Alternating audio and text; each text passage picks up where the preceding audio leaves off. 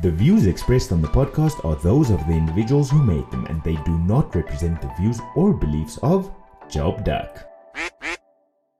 Hello to all of our listeners out there. Welcome to a brand new episode of the Pumped Up Quacks. My name is Wusi from the Job Duck, and I'm here with the usual suspects. Please make yourself known, guys.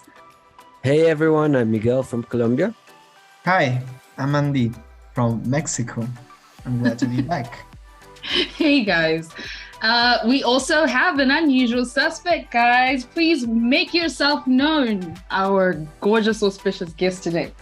Hi everyone. Hi to everybody listening. I'm Sarah and I'm from South Africa. Yay! Hi, Sarah.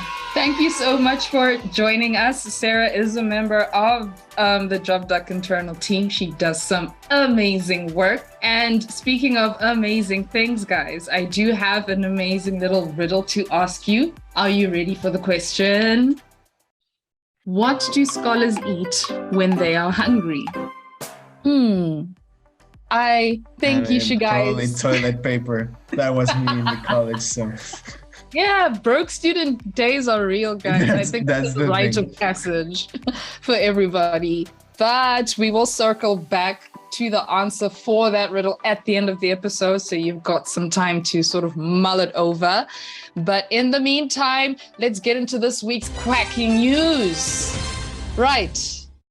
A gray seal that wandered into a Massachusetts pond and evaded authorities' attempts to capture him turned himself in on Friday after waddling up to the local police station. The gray seal first appeared earlier this month in Shoe Pond in the city of Beverly in Boston, and the animal is believed to have traveled to the pond from the sea via a river and drainage pipes. The locals have affectionately named him Shoebert. According to firefighters and wildlife experts used boats and giant nets in an effort to capture the wily animal, but gave up after several tries and hours. Early the next morning, however, the seal left the pond, crossed the parking lot, and appeared outside the side door of the local police station, looking, according to the police statement, for some help. According to the police department, the pinniped appears to be sassy and in good health and was released near his kin. I guess that means that he was able to avoid jail time and seal his deal for freedom.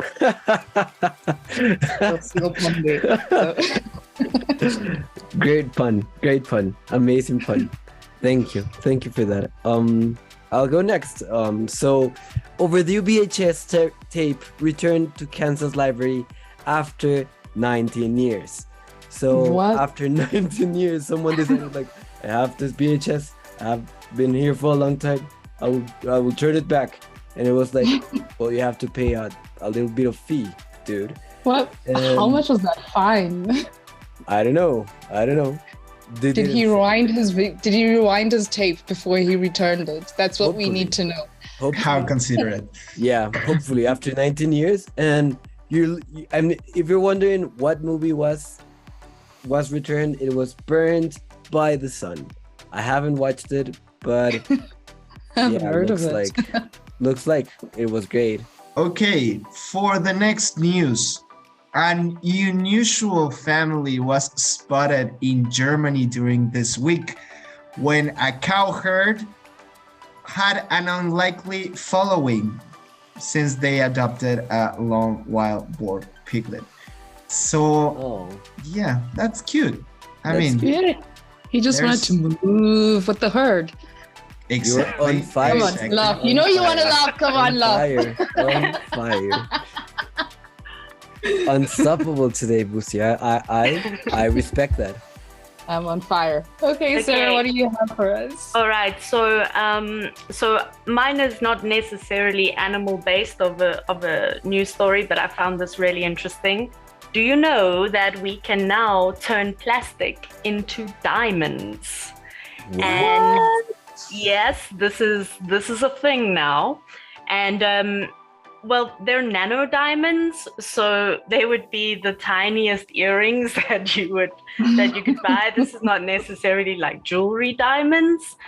But yeah, research scientists, they've been researching this for a while in Europe, and they've been testing out blasting sheets of plastic, like normal PET plastic that our water bottles are made out of. And they've been blasting these with like the most extreme lasers that you can find on the planet. And they like mimic the pressure, the atmospheric pressure of the earth. And then like, hey presto, you got some diamonds happening. And yeah, I mean, on a serious note, they're gonna have all sorts of applications in the medical field. There's gonna be some kind of approach to, I don't know, solving the world's plastic problem. Yeah, I just thought it was really fascinating to. That's really interesting. Diamond devaluation or something. So that's wins all sides. We will all have diamonds by the end of the year. Well, not the year. By the end of some point in our lives. At some point. Yeah. So yeah, cool. It's actually quite an interesting project. But I'm just hoping that whomever decides to propose to me with a diamond ring one day just, doesn't find out about the plastic diamonds. Because I don't want no plastic diamonds. I want the real thing. I mean, a diamond isn't a diamond. It doesn't matter where they come from. Yeah. And especially from plastic, it's environmentally conscious. So you have to take that into account, dear Boosie. I'm just kidding. Yay, plastic diamonds. Woo! So thank you so much, guys, for keeping us abreast in the current affairs of the world, however quacky they may sound. But on to other things that are going on in this world. I want to talk about a conspiracy theory with you guys for a second, right? When retailers or manufacturers and whatnot make the products that we buy, whatever those may be, do you think they make them just so we can come back and buy them again? Or are they making this product so we can buy it and just be satisfied that one time? Like, what is the aim behind it? Okay. I want to address this because I need to say this is my conspiracy theory about this is that, as you know, pants for women they have little pockets, right? And they do because they want women to buy purses. That's my conspiracy theory. I may seem crazy, but I do believe that with all of my heart. The pocket thing on women's pants is its own conspiracy theory, I think. But yeah, I don't see a reason why those pockets need to be so damn small, Levi's. We need bigger pockets. I would love to have some more pockets on any of the clothes that I buy. I need my dresses to have pockets. I need my skirts to have pockets. I need my pants to have pockets. I have things to carry too, not just, I have to hand so much over to my husband to put into his pockets whenever we go anywhere if I'm not carrying my purse. That's unfair to him. It's not just unfair to me. And I get that. I mean, one has to buy a bag, a purse, whatever you're calling it in whatever part of the world you're in, and to carry our important bits and bobs. So yes, bring me the pockets. And I'm sure there's a conspiracy there. I know. And they also make the wallets for women are like super large. What are you carrying there? Why would you need that big of a wallet? You only need a card, your money, and maybe like your ID or something. I don't know. Yeah, but what if I go to a certain store and I need to collect whatever points that come with that purchase? That's why I need those cards. But then I think like there's certain products, like for example, food with the use of flavor enhancers like MSGs that, like we'll look at something like McDonald's and be like, ew, it's McDonald's, it's fast food and whatever. But internally, that there's a reason why you went to go and buy that burger that day, and it's because it's good, and it probably isn't your first time having that burger.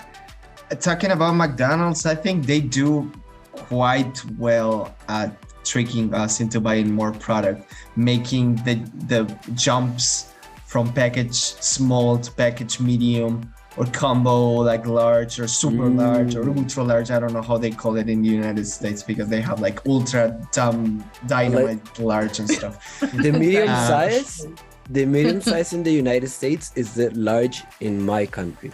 So just same here. Just to have that here. in mind. But think about it, like you buy a small package, right? And then if you like, they always ask, do you want to enlarge it? Like it only costs like 50 cents or something like that. And then you think about it and say like, well, I'm already buying this. I'm already paying like, I don't know, like let's call it like say $18, right? Like I'm already paying like $3 for this meal. And I'm just gonna pay like $3.30 for a medium size. Or if I wanna get like a large size, it can be like 45 cents or something like that. So it seems like really cheap. What they are doing is just tricking you into buying more product. Like making you feel like you're smart because you took advantage of that deal. Like you're such a smart person, but actually like, no. And in fact, and Vice News did an interesting like article about this, in which they had compared the large fries and the medium fries, and they found out like the packaging was the big difference, but the quantity of the fries is not as big of a difference. That's hectic, man. Yeah, I always knew it. I always knew it. Is that worldwide or just in the United States? In some cases, like they made this for the UK and they made it for the United States, but it was for the fries, because like for example, you cannot hide that for like a Coke, right? The large soda pop container for them is like it's something like a bucket. It's yeah, like I've seen a bucket. It's like, dude, like half a liter or an entire liter of drink, of beverage. Makes no sense. It's crazy those sizes. And it's so sugary. And I'll actually tell you something interesting about the human body is that we are actually biologically predisposed to crave sugar. And food manufacturers know this because that's where a lot of our energy comes from like carbs and sugar foods and all of that. So that's why sometimes we have cravings for sweet things and just really bad food and all of that, which is empty calories. And then when we eat it, like your body thinks that, okay, we've got some energy, but there's no nutritional value to whatever you're eating. But anyway, the point is food manufacturers are aware of this and they take advantage of this every day. I have a particular packet of chips that I will buy at least 4 times a week because I guess those manufacturers know what they're doing. They put those ingredients in there that satisfy those cravings, those basic cravings that we have, and we'll just keep on going back to buy more. There's so much sodium in some of the products in these food manufacturers, and these in the human body makes you more thirsty.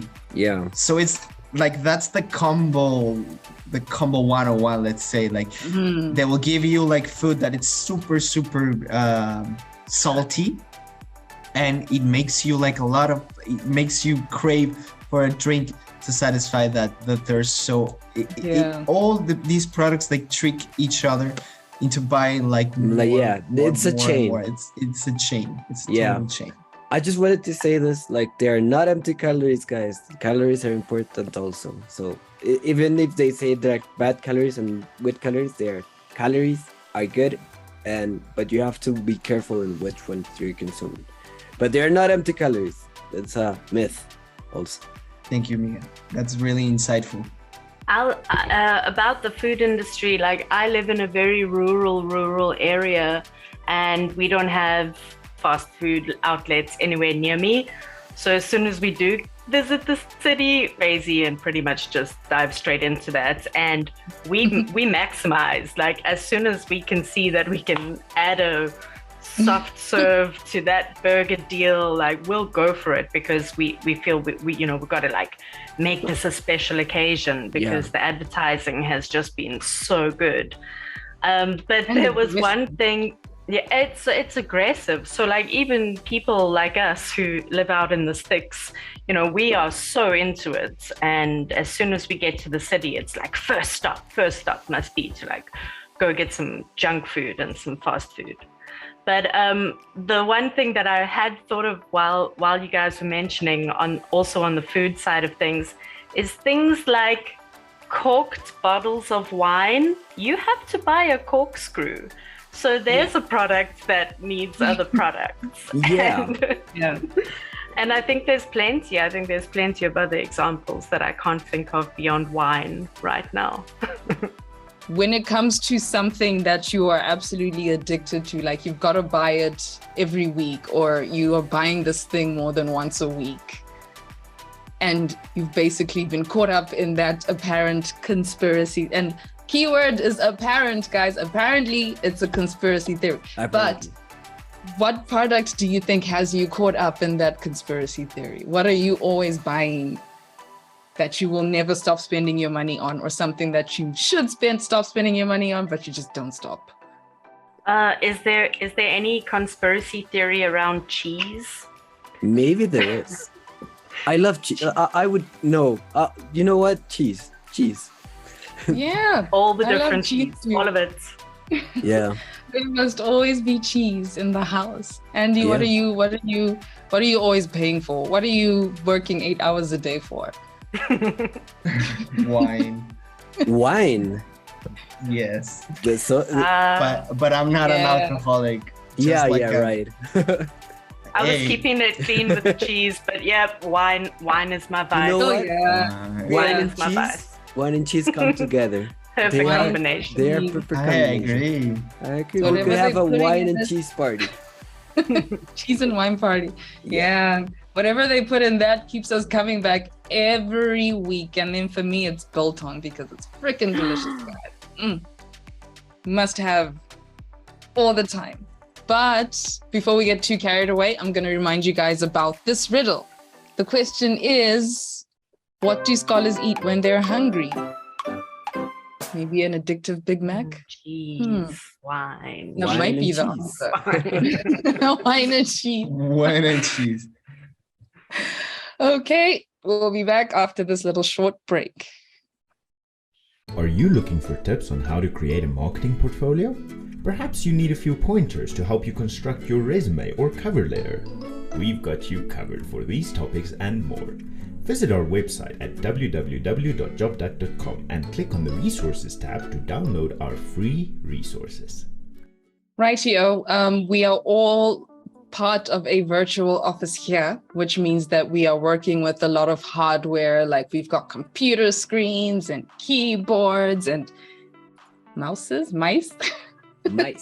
yeah. And old computers and USB sticks and all sorts of cables and things like that really pile up. But then technology always continues to improve, which means at some point we are going to have to let go of some of this hardware and stuff.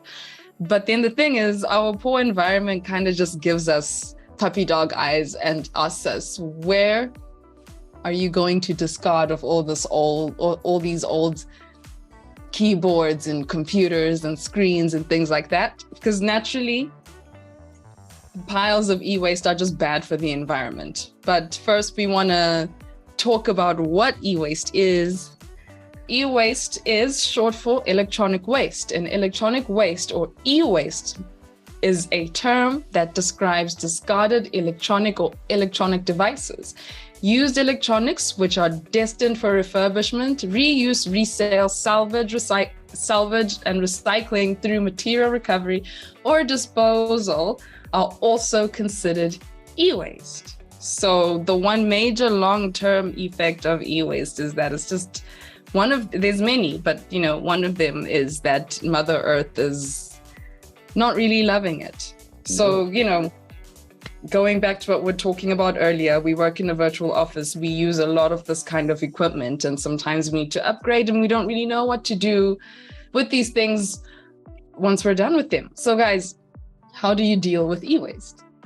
Yeah, it's e-waste is, I think, something that a lot of people don't really consider because consumerism and capitalism, and I guess what we were talking about earlier when it comes to buying more and having more and wanting more of everything is one of the big drivers here. And a huge factor that comes into play is planned obsolescence and devices breaking down because they're designed to not last forever, because otherwise how would the keyboard people stay in business?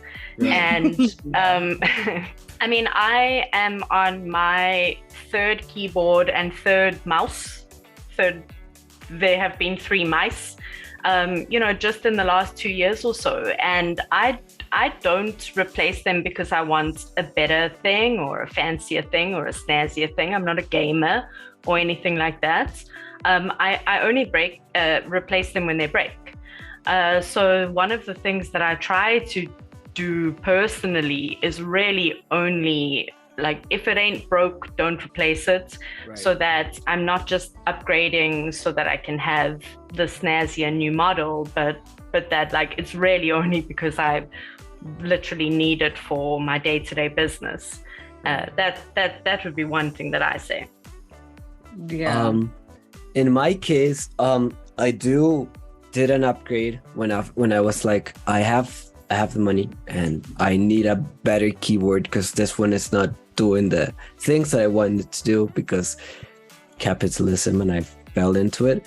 But the good thing is that all of the things that I have like replaced all have found a different person that is interested in them. For example, in this case, my brother gave him the keyboard that I had before and the mouse I had before, and actually he uses them right now and they are in perfect state. I just needed a little upgrade for my gaming thing because I'm a gamer, and that's not the best thing that there is, but he would give them to my nephews, and there's a cycle of recycling here and reusing. So I think that is important. And whenever you don't know who is going to have it, and you can always check on different sites how you could get rid of the e-waste without damaging the environment. So that is a really important point. Yeah, one of the big ways you just highlighted it is to give the stuff away. And Sarah said, don't buy things that you don't need. If you don't need it, don't replace it. It also helps keep the clutter at bay too. At bay.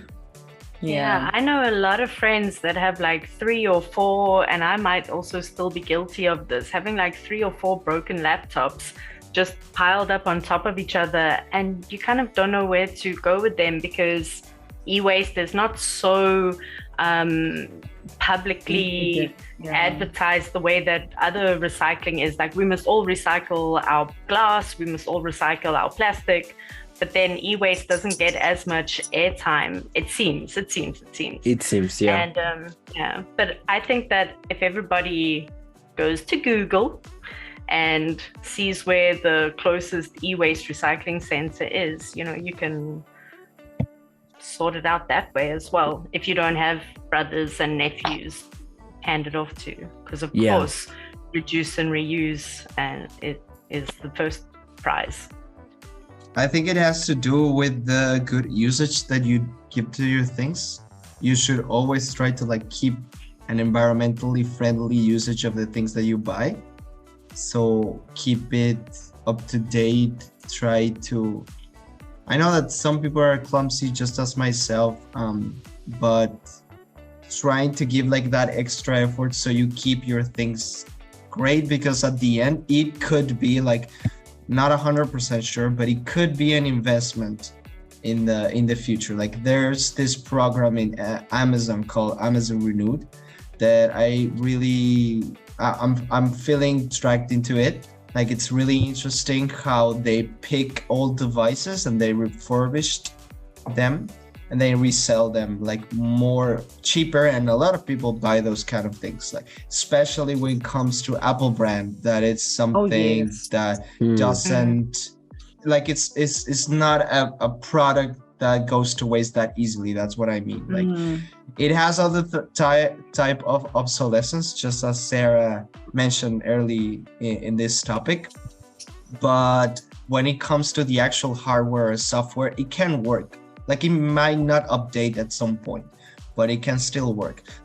It has a higher chance to be a product that you can sell in the future if you kept it in good conditions, proper handling and it's true. Yeah, requires exactly. If your kettle breaks, if your toaster breaks, if it's not too bad, try and see if it's not an easy repair rather than just chucking it on the rubbish pile and going out to get a new one. Right. Yeah. Yeah. And just like Andy said, that like there might be stores somewhere. I know one of the Apple stores does that here. Several computer stores do that here, where they'll actually repair your computer and you can trade it in and use that to get a better machine as opposed to throwing it away. They'll refurbish it, maybe sell it, but whatever it is, it's not ending up on a pile somewhere. And also in South Africa, we have platforms like OLX and Gumtree and Facebook Marketplace, which are good options if you want to try and offload like an old computer and things like that. So you would have an old computer or an old setting or an old product, right? And you would think this would not have any use by now, and you would throw it away. Don't, because most of the time, a lot of people use the parts of that same computer, keyboard, and they make a new one or they repair it with other pieces. So it's material for anyone so they can fix it. One man's trash is another man's treasure. That's right. Exactly. And if it's e-trash, it could be emotionally good product later on. I don't know. Well, one idea that comes to my mind is like go to a local university that has an engineering career, and then I came here to donate my computer so you can open it and teach other people how to do it. And I'm pretty sure they're gonna love that idea. Yeah, that is actually an amazing idea. And of the cables that you have, an old cable for a charger of a computer 10 years that you had 10 years ago, someone will find it useful, because someone will repair that same computer of that same age and put it out and update it to a certain point, obviously not to the present day and age, but it would be updated to a certain degree that it's going to be useful and functional. Yeah, like and other things that we can also consider doing is that, we live in an age where there's things called the cloud, so you don't really need to buy hard drives. So, you can live in the cloud. That also really helps you to avoid having to buy a whole bunch of stuff to hold onto your information. And yeah. One of the biggest e-waste that we have are batteries. And yes. Most of the time you don't know what to do with those batteries because you obviously cannot recharge them if they are not rechargeable. But in my country, here in Bogota and Colombia, Bogota, and if you go to if you go to a mall, there is a special place where you could dispose those batteries, and they would. I don't know what they do with those, but you would know that they would do something useful with them. So you wouldn't have that many e-waste, and you would be not wasting your time. Let me add one more little thing to that, because there is so much hazardous waste that goes into the dumping and the dumping and the dumping and the dumping, like millions and billions of tons of dumping of e-waste. But what a lot of people don't know is that we're also busy dumping iron and copper and gold inside all of those wires and cables and all those pieces of equipment. And I think it was a couple of years ago, there was, all sorts of studies done, which I know we don't have time to go into the details, but essentially there's like billions of US dollars a year just sitting on those dump sites that could be recovered, that could be restored. And if those pieces of equipment are properly dismantled and properly disposed of. So, maybe we could put that money to good use somewhere in the world. Exactly. One man's trash is another man's treasure, guys. Literally. Plastic to diamonds. That is, and it's all a big cycle. It's all a big cycle of treasure. But everybody listening out there, what do you think are some of the ways in which we can safely get rid of our e-waste? If you have any tips or thoughts or opinions, please leave them in the comments if you're listening to us on YouTube. And it's the same thing with those conspiracy theories from retailers. Do you know of any? Do you have any sort of product that you just can't stop buying for some reason? Let us know in the comments. Tell us what you think. Engage with us. We want to hear from you. But in the meantime, we need to revisit that riddle. Hey, it's time to talk about the riddle. So I'm going to ask you one more time. What do scholars eat when they are hungry? I've got one guess. Miguel, you look like you want to. No, I don't want to. I don't want to. Go first. Because mine is just dumb. They might be right, guys. Come on. Don't be scared. Go ahead, Sarah. Go ahead. I will not say mine. Alphabet soup. Oh. I see where you're going with that, but not quite. Oh, no. Okay. That was a good guess. That was a good guess. Yeah. Maybe Subway, since they have to take the subway too. No. Okay, those are all good guesses, guys, even Andy's. But what do scholars eat when they're hungry? They eat academia nuts. Oh, no. Okay. I liked any of our answers better, to be honest. But you got me. You got me there. You got me. Okay, so looks like the riddle wins this week. We'll have another one next week. We'll see what happens. But thank you so much to everybody listening for listening to this episode. Again, if you want to share some of your thoughts and opinions, please visit our comment section on YouTube. And we will also have a carousel on our social media this week that also unpacks a little bit about disposing of your e-waste. I also would like to say a huge thank you to Sarah for joining us this week. It was amazing to have you with us, and we hope that you come back. And yes, thank you to the usual suspects for being your usual selves, guys. And one more thing to everyone listening. If you want to apply to one of our positions, or if you want to know more about the Job Duck, you can visit our website at www.jobduck.com. You can also hang out with us on social media. On Instagram, we are there as the Job Duck. On Twitter, we are at @the_JobDuck. Find us on TikTok. We are also the Job Duck there. Our brand ambassadors have their own TikTok account called Job Duck Daily. Follow them. It's fun there too. On Facebook and LinkedIn, we are also there as the Job Duck. And if you have the interest, you can find us on Pinterest. See you next week, guys. See ya. Have a great weekend. Bye. See ya. Thank you, Sarah.